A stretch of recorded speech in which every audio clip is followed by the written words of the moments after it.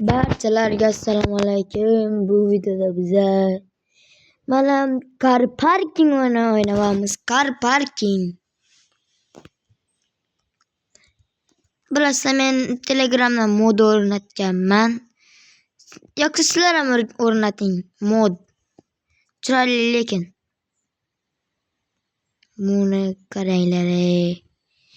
O'zbek mashinalaridan bittasini topdim. Bitta. Malibu. Ketdik, haydab ko'ramiz.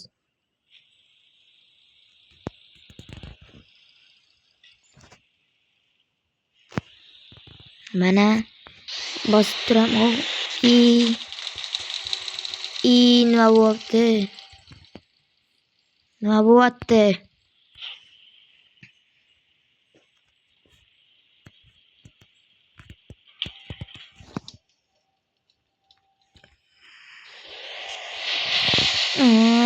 Haydaymiz. Bir kuch qo'ydik. Voy, Malibu.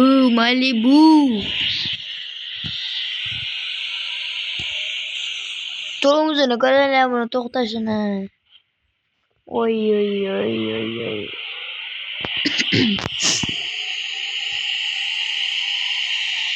Ketdik, tepalikka chiqamiz. Mana bu üstümüzdeki tepe. Voy. Drift qilyapti bu. Bu bola. Malibu yoqadiganlarga yuboramiz. Malibu kimga yoqadi? Yuboringlar. Yoqsa like bosib obuna bo'lib qo'yinglar. Like bosib obuna bo'lib qo'yinglar yoqsa. Ketdi, bosinglar, iltimos, qarayapman. Bosinglar. Siz bosmayman deb qaraganingiz bilan Alloh tepada ko'rib turibdi.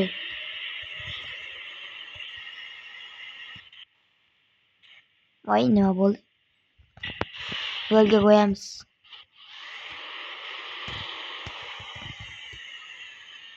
Bir, ikki, uch.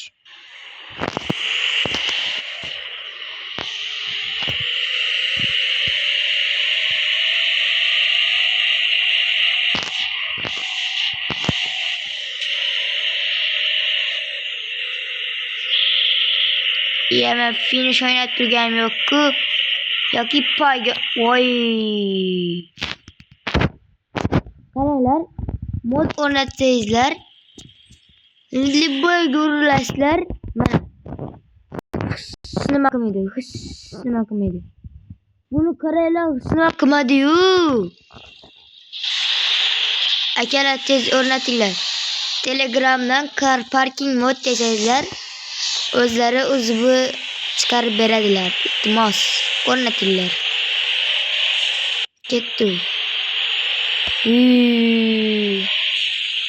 Qozog'iston chegarasi-ku bu. Qozog'iston chegarasi.